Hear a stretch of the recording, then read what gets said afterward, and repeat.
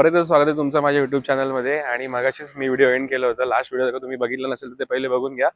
आणि आज आहे 13 तारीख. 13 तारीख जस्ट सुरू झाली आहे. 12 तारखेला आम्ही इकडे पोहोचलो होतो आणि आता रात्री फिरतो इंदोरच्या रस्त्यांवरती. रस्त्याला एकदम शुकशुकाट आहे, रस्त्याला जास्ती कोणी नाहीये, पण आम्हाला फिरायला तर मजा येते. क्लायमेट आहे इकडचं 19 डिग्रीज, तर असं फील तर थंडी एवढं वाटत नाहीये, पण रात्री अजून डाऊन होणार आहे टेम्परेचर. तर सकाळी सकाळी थंडी असेल. आणि सकाळी सकाळी आम्ही चाललोय उज्जैनला महाकालच्या दर्शनासाठी. उद्याच्या न्यूज मध्ये टाकायचं का? काही विषय नाही. आता वाजले सकाळचे 5:30, काही 5:30 वाजता, म्हणजे 5 वाजता जाग आली. आणि मग त्याच्यानंतर म्हटलं काय करू, तू चला म्हटलं इंदोर फिरू. तर इंदोर फिरण्यासाठी मस्त मी बाहेर पडलोय आणि सकाळी सकाळी चहा पितोय. मस्त चहाची एन्जॉयमेंट. Good morning. तर सकाळचे 8 वाजलेत आता आणि आता आम्ही चाललोय उज्जैनला. तर सगळी पॅकिंग वगैरे तर प्रॉपर झाली आहे, सामान वगैरे पण ठेवून झालं. तर इंदोरमध्ये या गल्लीत जाऊन आम्ही रूम घेतली होती आणि बाहेर निघालो आणि जस्ट इकडे आम्हाला नाश्ता हाऊस दिसला. तर इकडे जाऊन नाश्ता करतो. पोहे काय तिकडे पोहे आहेत ना? पोहे, समोसे, ढोकळा, फाफडा. आता बघू काय काय खायचंय. ढोकळा, फाफडा, जलेबी. हे सामान असं पॅक केलंय.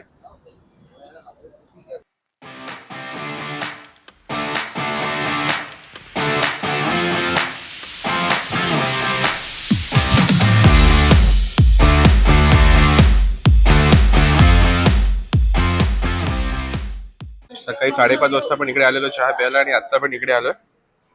चहा खूप मस्त आहे इकडचा.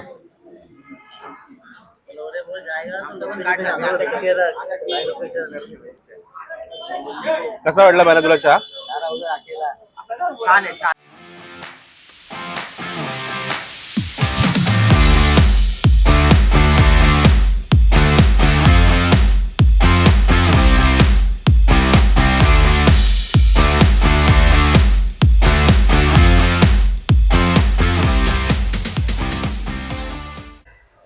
तर उज्जैन मंदिराच्या इकडे पोहोचलोय. 8:30 ला निघालो होतो. 10ची वेळ दाखवली होती, पण आजपर्यंत येईपर्यंत 10:30 झाले. आणि पार्किंगचा जरा इश्यू होता. एक गाडी ते बाहेर काढतात, आता इकडे पार्किंग करतोय.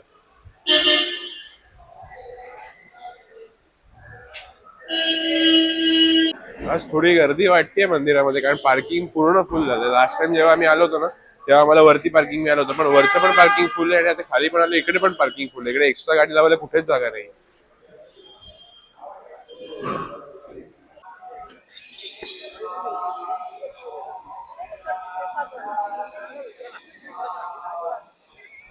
महाकालचं लाईव्ह दर्शन इकडे चाललंय, फक्त ते कॅमेरामध्ये प्रॉपर येत नाहीये. जस्ट महाकालच्या मंदिराच्या बाहेर पोहोचलो आणि गर्दी तर जास्ती वाटत नाही. अर्ध्या तासाच्या आत दर्शन होऊन जाईल.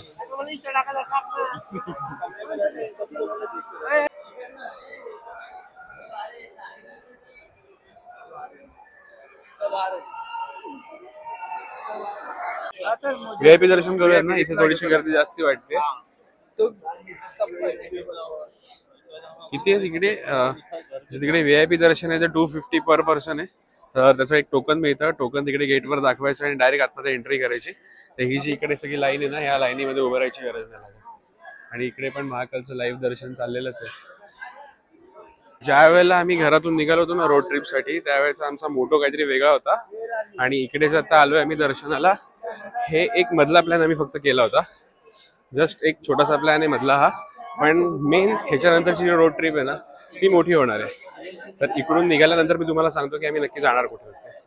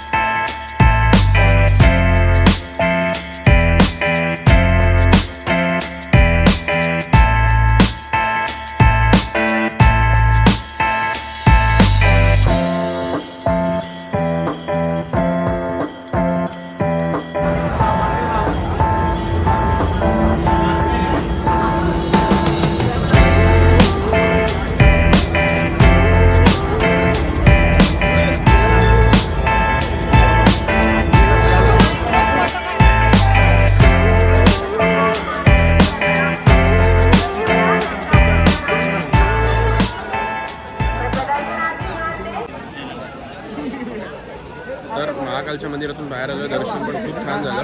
दर्शनचा व्हिडिओ तुम्ही बघितलाच असेल. पण आता ज्या गोष्टीसाठी मेन आम्ही निघालो होतो घरातून ती गोष्ट करायची आहे. तर आता आम्ही इकडून चाललो आहे महाकुंभला, प्रयागराजला. आणि मग तिकडे जाऊन संगमवर स्नान वगैरे पण करायचं आहे. अजून पण पार्किंग फुल आहे. आणि दर्शन वगैरे तर आमचं झालंच एकदम व्यवस्थित.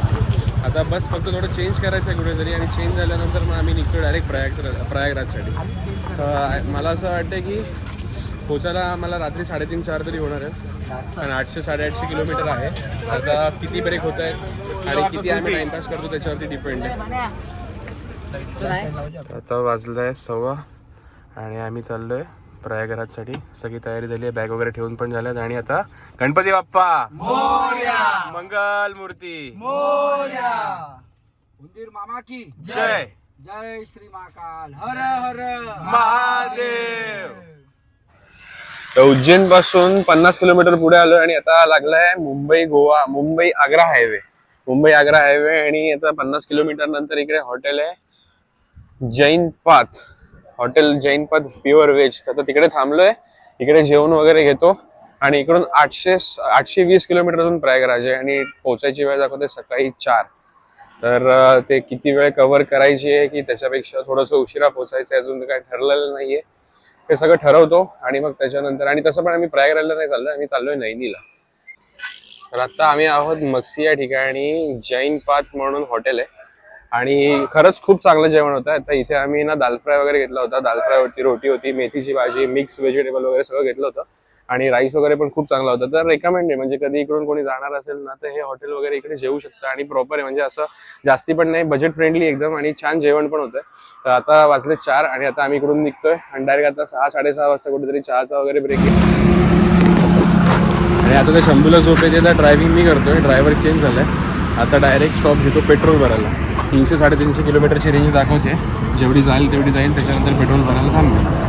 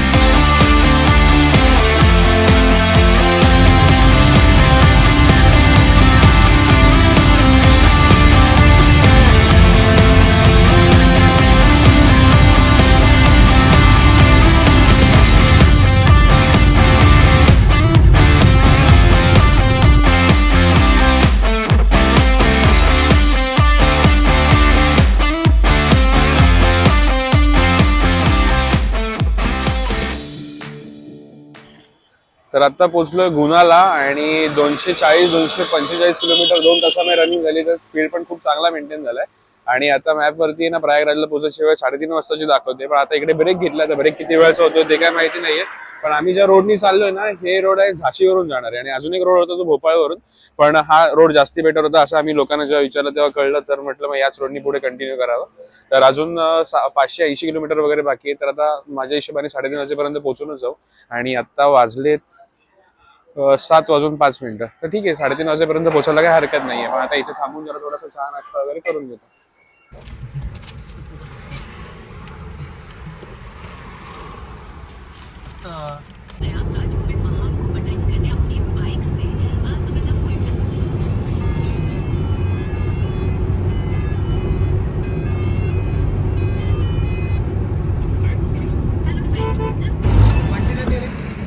जस्ट आत्ता पोचलोय झाशी. वाजलेत 11:15 आणि क्लायमेट म्हणजे एकदम जबरदस्त आहे. भयंकर थंडी आहे इकडे. 12-11 डिग्री काहीतरी तापमान आहे इकडे. आणि इकडे एक शीतल शाकाहारी ढाबा मिळाला, तिकडे थांबलोय. आणि इथे वांग्यांचं भरीत आणि रोटी ऑर्डर केली. मस्त बैंगनचं भरीत आणि दाल फ्राय वगैरे आम्ही खाणार होतो इकडे. आणि फॉर शुअर इकडे गर्दी पण इतकी आहे की इथे नक्कीच जेवण वगैरे सगळं चांगलं असेल. अशी थंडी कशी आहे? खूप छान थंडी आहे आणि खूप मजा येत आहे. काय मग पाणी बिणी तोंडाला? थंडी काय म्हणते? गुलाबी तुझी गुलाबी गुलाबी थंडी. आता गरम गरम जेवू ना बरं वाटेल. अजून वाढेल. अजून वाटेल. किती डिग्री? 11 ना? 11-12 आहे. 11-12 मध्ये आपण एवढं कुडकुडतोय. जेव्हा प्रयागराजला पोचू तेव्हा काय असेल आपली अवस्था? प्रयागराजला तर जेव्हा आपण पोचू तेव्हा 6 डिग्री वगैरे दाखवते. जेव्हा मी चेक केलं त्याच्यावरती क्लायमेटमध्ये 6 डिग्री. पण तिकडं पब्लिक पण एवढी असेल ना तेवढं वाटतं. इथं तिकडे गेल्यावरच कळेल आता. अजून आहे तरी 4-4.5 तासाचा रस्ता बाकी आहे.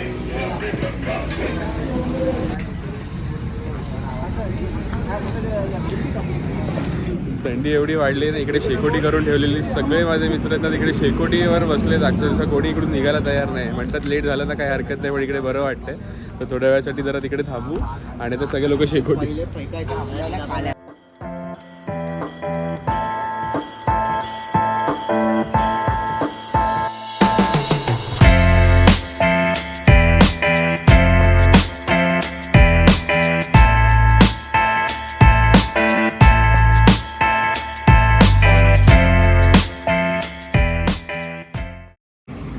बारा वाजता ढाब्यावरून निघालेलो. आता 1 वाजलाय. शंभू गाडी चालवत होता पण त्याला झोप यायला लागली तर त्यांनी मला सांगितलं तू गाडी चालव. आता पुढे मी परत गाडी चालवतोय आणि इकडून 350 किलोमीटर आहे फक्त प्रयागराज. तर ते काय आता पटापट रस्ता निघूनच जाईल आणि सकाळी 6 वाजेच्या आधीच आम्ही पोहोचतोय तिकडे. मे बी 6:30पर्यंत स्नान पण होईल. पण तिकडे किती ट्रॅफिक आहे आणि तिकडे किती गर्दी आहे आम्हाला काहीच माहिती नाही आहे. तर तिकडे गेल्यानंतरच ते सगळं कळेल. तर आता पहिले जातोय मॅपवर पहिले चेक केलं. ट्रॅफिक तर आता दिसत नाही आहे पण तिकडे गेल्याशिवाय ते का आत्ता कळणार नाही. आणि आता आम्ही जस्ट हायवेला थांबलो आहे.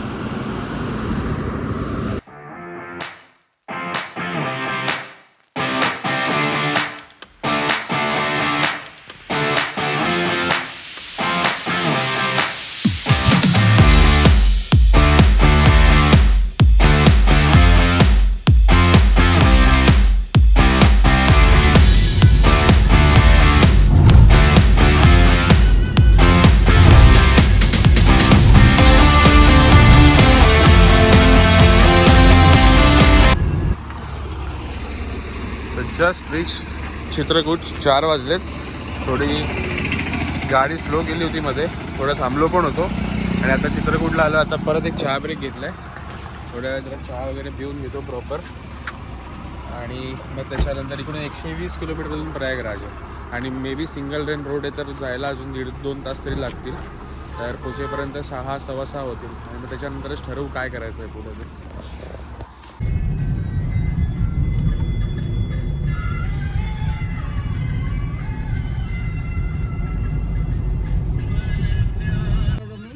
प्रयागराज कॅन्ड, प्रयागराज चिक्की.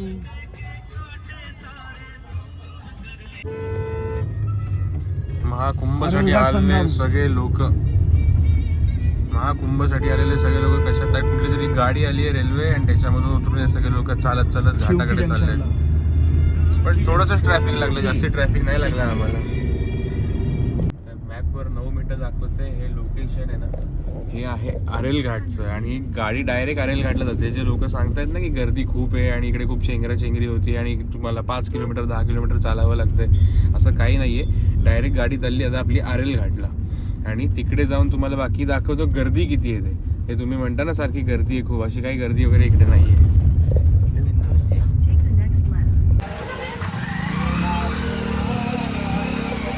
गाडी इकडे पार्क केली आहे आणि या साईडला घाट आहे. काहीच गर्दी नाही आहे इकडे. म्हणजे नॉर्मल गर्दी आहे पण पार्किंग वगैरे एकदम व्यवस्थित मिळाली. आणि इकडून आता आम्ही डायरेक्ट आरेल घाटावरती जाणार आहे आणि आरेल घाटावरून मे बी बोट आहे ना म्हणजे बोट घ्यायची आणि संगमला जायचं आहे. आणि जर का बोट नाही घेतली तर आम्ही आरेल घाटाला स्नान करून घेऊ. तर आत्ताच्या ब्लॉगसाठी एवढंच. ब्लॉग खूप मोठा होता तो आता मी इकडे हा ब्लॉग संपवतोय. बाकीचं जे सगळं आहे ते तुम्हाला पुढच्या ब्लॉगमध्ये बघायला मिळेल.